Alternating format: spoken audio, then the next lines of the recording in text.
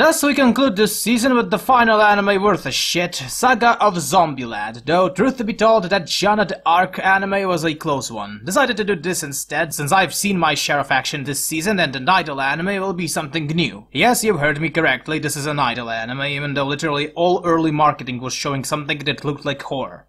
Figures. Zombieland Saga is a 12-episode original anime animated by MAPPA but produced by Cygames. The show starts with our protagonist, Minamoto Sakura, happily preparing for what I assumed to be an idol auditioning and then gets hit by a truck on her way to it and dies. She then awakes in an unknown house filled with a ton of zombie girls, and after a typical comedic denial route, she is greeted by a quirky producer who tells her that she's now part of a zombie idol group that will somehow help save the Saga prefecture from, I guess, dying out. Though why would that happen to Saga of all places is anyone's guess. Wouldn't that be more of a concern for northern parts of Japan like Akita? But that's just me overthinking things. It's probably called like that because this is a saga about idols in Saga Prefecture. That's the kind of thinking I expect from these sorts of shows. Anyway, they're now zombies, they're now idols, they now have to become popular or die trying, and that along with episodes devolved to each character is basically the plot in its entirety. I will have to say that initially this anime felt very awkward to watch, for a lack of a better term. The producer's characters was probably one of the biggest contributors to this, because up until Junko's arc, after which he was shown as a more reasonable dude, every single time he opened his mouth, I had a distinct feeling that he's one mental breakdown away from either start brutally beating them or raping them, and considering that this is an idol show, both variants were very possible. But eventually, the show gradually won me over with its other characters. Though aren't very unique, they're certainly well written, with each girl having not only distinct looks and stereotypes, but also a reasonable explanation for them to act the way they are. It's very easy to sympathize with them, and the story overall knows when to be funny and when to be serious, which is often what makes or breaks animes like these. The graphics are for the most part reasonably good, with animation on par. The only bad thing I can say about the graphics is that barring initial episodes, nearly every time they're on stage they're using 3D models instead of drawings. They don't look as awkward as Goblin Slayer, mostly because the 3D is only used in full and medium shots of the characters on stage, but people who don't like 3D in any way will find this very irritating. The music, arguably the most important parts of shows like these, while not too diverse, is clearly made with care. I'll bet you will get annoyed by how much of their songs involve death and the need to go on. Some songs are also character-driven, and those are probably one of the best ones in there, especially Lily's farewell to her father was very well made. Though this show is most definitely isn't very original or groundbreaking as far as original anime goes, one can't deny that this was made if not by professionals, then by just people who genuinely had passion for this project, and that is probably the best praise a show can get from me. I won't recommend this to people who don't like idol animes. Though well made, I doubt it can change one's opinion about the genre. Those who like idol animes or light-toned comedies will probably find this anime to be very enjoyable, though be warned that the last 2 episodes can be a bit too out of the place in comparison to the rest of the show. I initially wanted to talk about the controversy about this show, that's how I heard about it in the first place, but truth to be told, after watching both Goblin Slayer and Zombieland, I think they're so insignificant compared to other flaws and strength these shows have that spending more than a minute on them would be a waste of my time. Let's just say it like this: Jinkai Gaijin will always be Jinkai Gaijin.